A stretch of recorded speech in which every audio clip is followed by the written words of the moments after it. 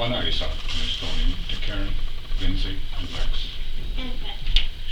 Great grandfather, Vana Isa in Estonian to Jack, Ben, Ella, and Wyatt.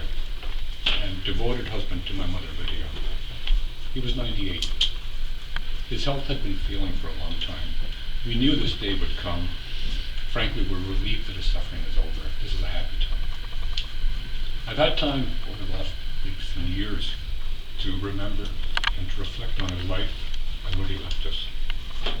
It's interesting, in reviewing our family photos, I found many pictures of him holding babies, holding me and my sister as infants, later his grandchildren, and then his great-grandchildren.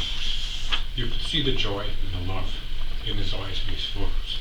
He cherished us all. You've heard about his early years in Estonia, raised on a farm, starting his technical education there, being caught up in the chaos of the Second World War, escaping to Sweden as a refugee, completing his engineering education there, and eventually starting a new life in Canada, where, with my mother, he raised a family and lived a full and productive life, first in Montreal and later here in Toronto.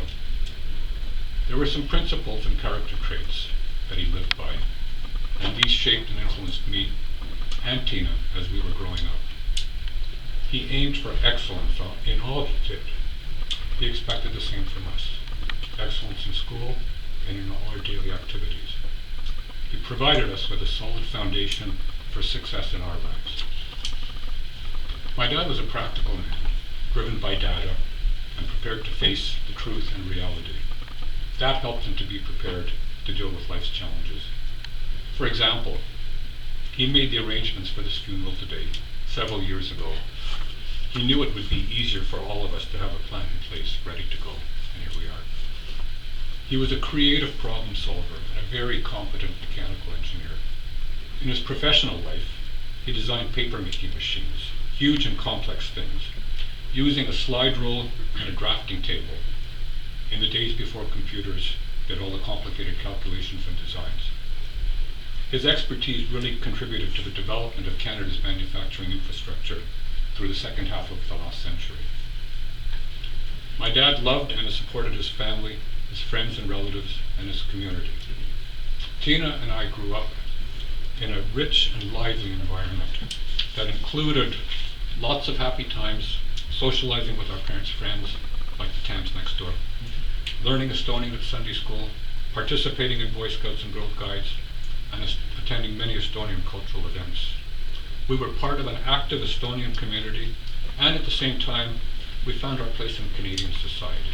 I think the two flags up here are just perfect today for that. It was very much a typical immigrant experience, and the kind of thing that's made Canada such a diverse and wonderful place to live.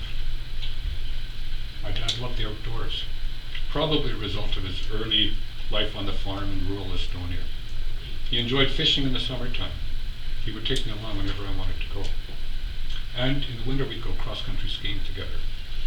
When I was young, I had to struggle to keep up with him. Later, when he was in his 70s, he'd have to make an effort to keep up with me. Those were all good times and happy memories. There's so much more I could have talked about, but what I've tried to do here this morning is to leave you with some understanding of who my father was, how he lived, and how he touched us all. I will miss him. His family will miss him. He's gone to a better place. But I believe that as long as we remember him, his memory will live on. Thank you.